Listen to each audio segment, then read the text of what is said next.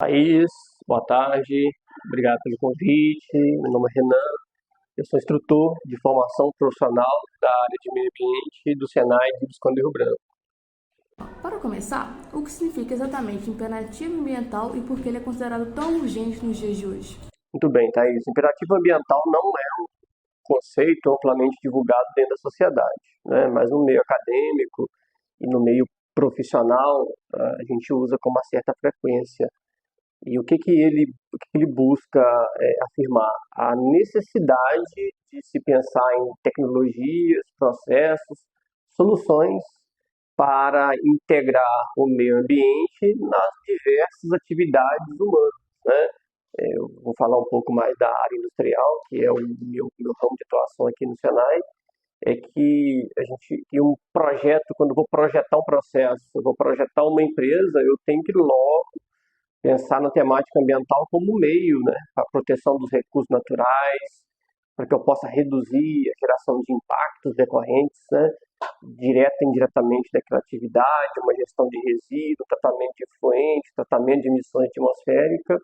Não dá para pensar nessa temática depois, né, mas o próprio planejamento do empreendimento, da atividade em si, ela tem que considerar o aspecto ambiental como meio a ser gerido. Excelente, Renan. E agora vamos para um outro caminho aqui. O artigo publicado pela Universidade do Estado do Rio de Janeiro destaca o caso de Neubauer contra a Alemanha, em que o governo foi responsabilizado judicialmente por comprometer o futuro das próximas gerações. Esse caso é um marco mundial e levanta a questão da justiça intergeracional, ou seja, o dever que temos com quem ainda vai nascer. Como você enxerga essa ideia de que o meio ambiente deve ser protegido não só por nós, mas também em nome das gerações futuras? Essa é uma reflexão importante, porque há algumas décadas atrás tínhamos a consciência que os recursos naturais eram infinitos, né? E não havia uma preocupação com as futuras gerações, nossos filhos e netos, né? Hoje se faz necessário, porque, só para a gente tentar entender, alguns impactos ambientais eles são de é, médio e longo prazo.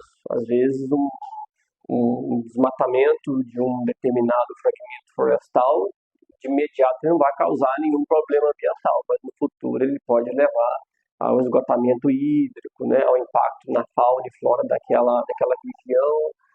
E a gente tentar trazer esse assunto, né, essa reflexão para as futuras gerações, é pensar nas consequências das nossas ações hoje, né? E também como podemos pensar estrategicamente para que talvez um ambiente que se encontre hoje desequilibrado, né, a gente possa recuperá-lo para as futuras gerações, né? Porque a gente sempre brinca, às vezes você vai plantar uma árvore, mas você vai colher o fruto dela daqui a 20, 30 anos, né?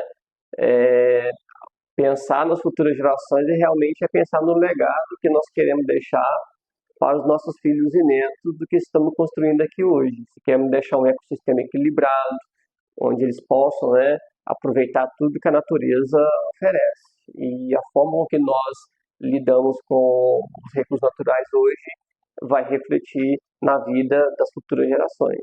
Boa tarde, meu nome é Iago Pacheco. Atualmente eu sou professor das disciplinas de Florestas Urbanas e Paisagismo na Engenharia Florestal e de Planejamento Paisagístico nas disciplinas de Arquitetura. Eu também sou doutorando no programa de Ciência Florestal e eu sou engenheiro florestal formado pela Universidade Federal Rural da Amazônia, lá em Belém do Pará. Você acredita que as leis ambientais do Brasil realmente ajudam a proteger o meio ambiente? Bom, o Brasil acho que é um dos países que tem uma das melhores constituições do mundo. Então, na Constituição, a lei que protege o meio ambiente, eu acho que ela é muito completa para a época. E lógico que outras leis ou medidas vêm sendo aplicadas para a gente tentar se adaptar a essas mudanças que estão acontecendo atualmente. Mas o Brasil ele é bem amparado de leis, tanto na esfera federal, estadual e municipal. Só que eu acho que na hora dessa aplicação dessas leis não acontece de forma tão... Ai, gente, como que pausa? Como equilibrar o crescimento ecológico sem destruir o meio ambiente? Bom, essa pergunta é um pouco complexa, mas tem muitas medidas, né, e tem estudos e tudo que levam a uma resposta dessa pergunta. Mas eu, como engenheiro florestal, não tenho como não falar sobre o manejo florestal sustentável.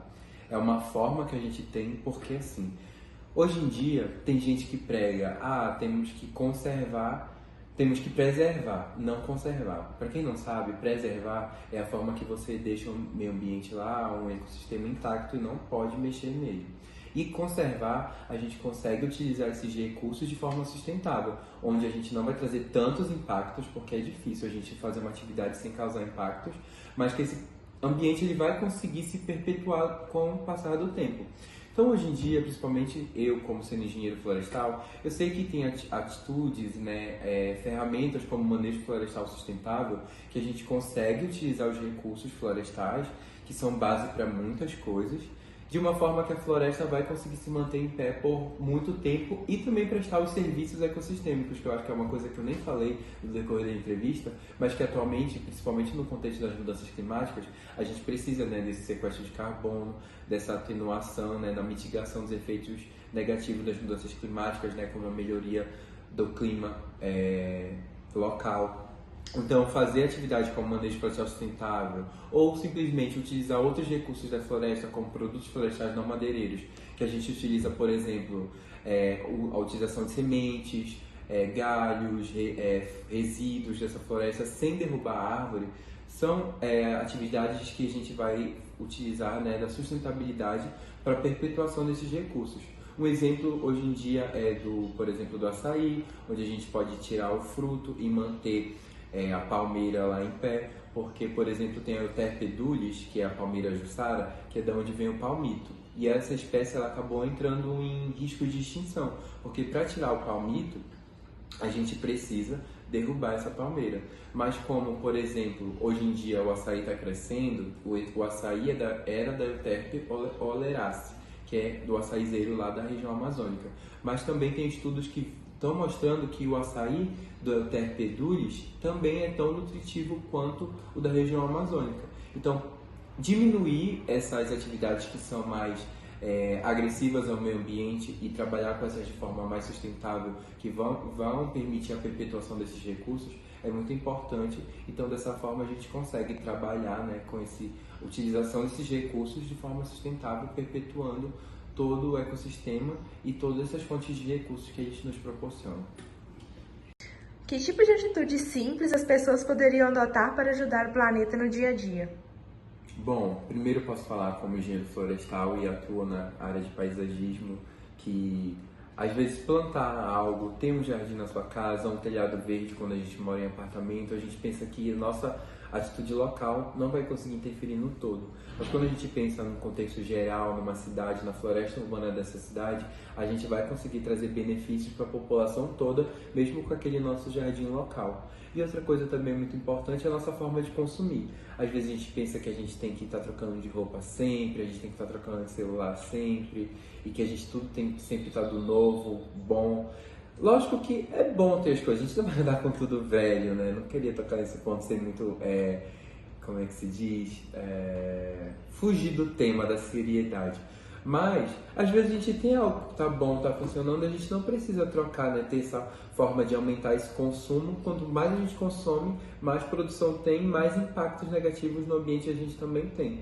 Então, de forma de pensar, eu acho que com tudo que eu falei, o intuito é pensar que as nossas atitudes, mesmo que pequenas, vão conseguir interferir de forma positiva ou negativa no todo, é um dos pontos principais para que a gente possa melhorar nesse quesito.